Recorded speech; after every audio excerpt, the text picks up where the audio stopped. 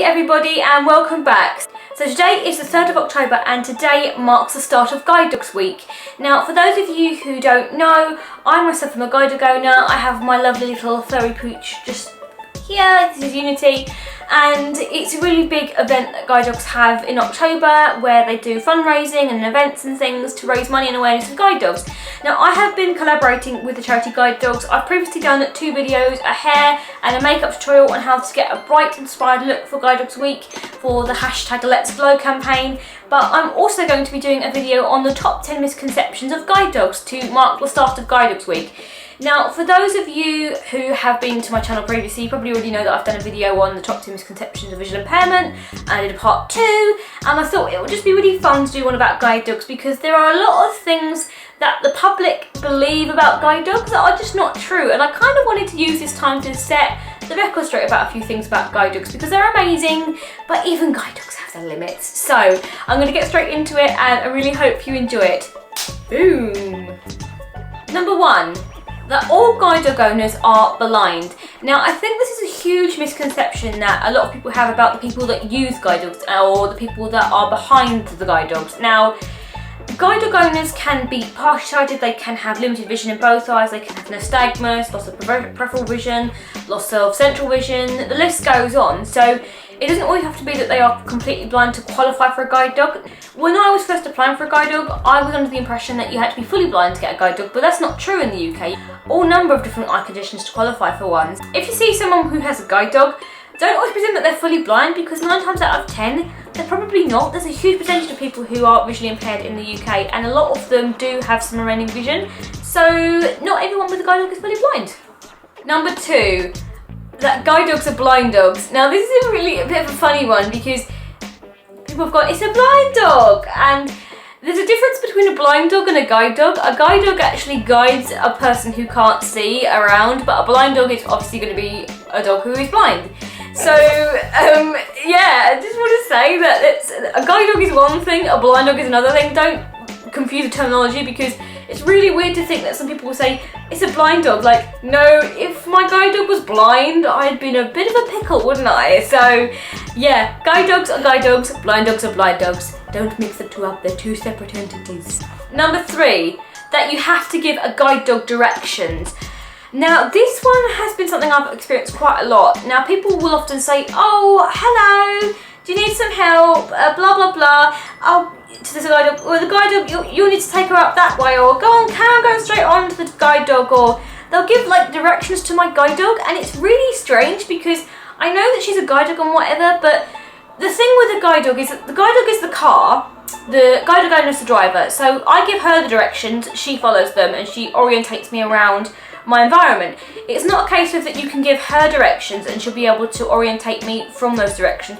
Recently I was part of the scoped hashtag End the Awkward campaign, and in it I was talking about how people have come up and spoke to my guide dog and given her directions as opposed to me, and it's really weird and it actually does happen quite a lot.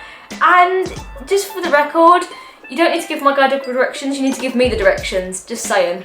Number 4, that guide dogs are always well behaved. Now I think this is a really big misconception about guide dogs, that they're always immaculately well behaved, they never step a foot out of line, that they never ever do anything wrong, that they have to be like little perfect robotic angels that never do anything wrong. Now, although guide dogs for the most part are extremely well behaved, they're trained to be in these different environments and they're really sweet tempered dogs. There are going to be situations where they do act up and they do act a bit naughty, and that's just them being a normal dog. You've got to understand that they're a sentient being and they're not a robot. They have to let off steam sometimes. Even though they might not be well behaved, on that particular day you see them, that's probably them on their off day. Number 5, that you can always pet a guide dog.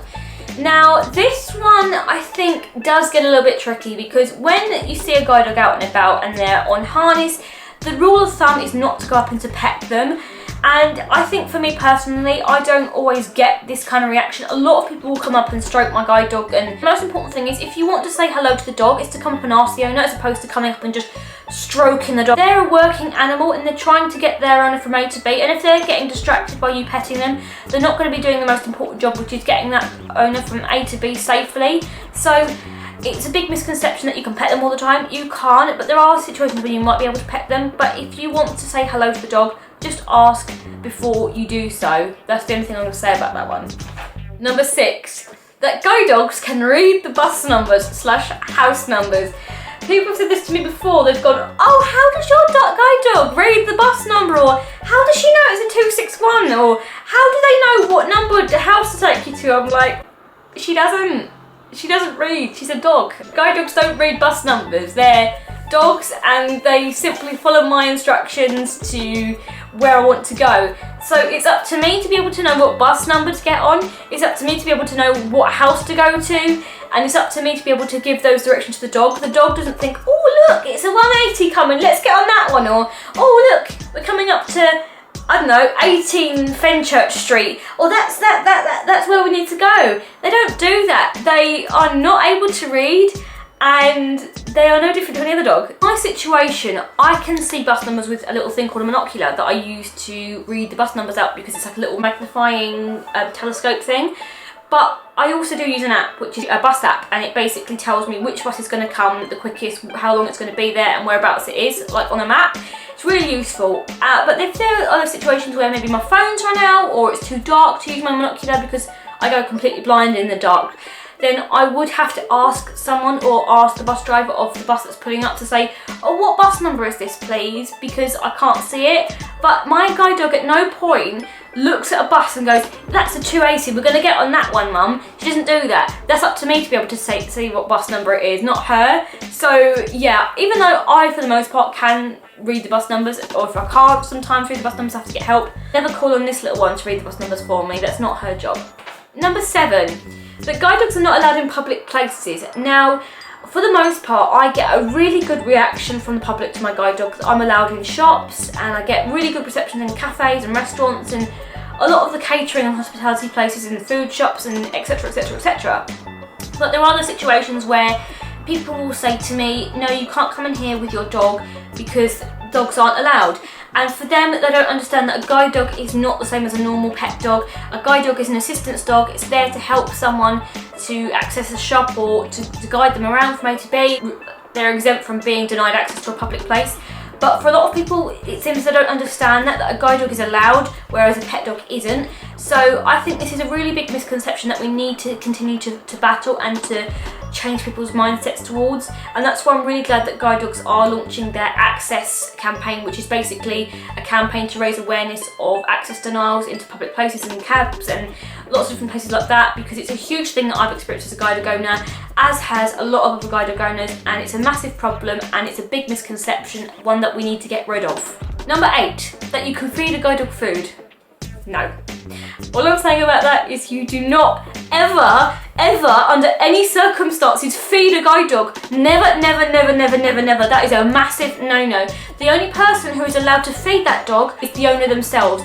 You never feed the dog anything because you run the risk of getting a very narked guide dog owner on your case. And in all fairness, I don't blame them, because what you're effectively doing is cancelling out all that training to stop them from scavenging on the street for food. I'll give you one example, okay? So say for instance you feed a guide dog a bit of your kebab, okay? And they get the flavour for a kebab and they are walking the owner from their house to the post office. And the post office happens to be en route to the takeaway. The guide dog could potentially smell the doner kebab wafting through the air, be like, I fancy a bit of that kebab. And they could effectively pull the owner into the kebab shop as opposed to taking them into the post office. Or B, it could be littered on the street, so someone could throw a bit of kebab onto the street, which I personally think is really wrong. You should find a bin. They might throw a bit of kebab onto the road because they don't want it, and the guide dog looks for the kebab, sees it, and drags the owner into the road because they want to eat the kebab. How dangerous is that? So last thing I have to say about this is don't feed a guide dog food. Please, I ask this on behalf of all guide dog owners, do not feed them. Number 9, that guide dog owners have a guide dog from a puppy.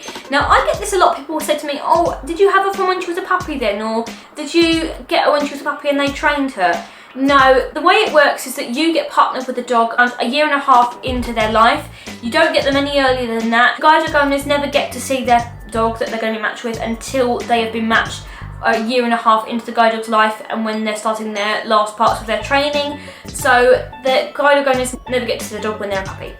Number 10, that guide dogs know when it's safe to cross the road. Now, the thing about this one is guide dogs are trained to look for cars and as a last resort to stop the owner from walking any further into the road like my guide dog's done, but it's not down to them to judge when it's safe to cross the road. The guide dog owner is supposed to be able to judge when it's safe for the most part, to listen for cars, to listen for when they're coming, and to try and make a safe judgment about when it's safe to cross the road. And if they can't, they're supposed to ask for help from someone from the general public to say, I can't see if there's a car coming, can you go and cross the road please?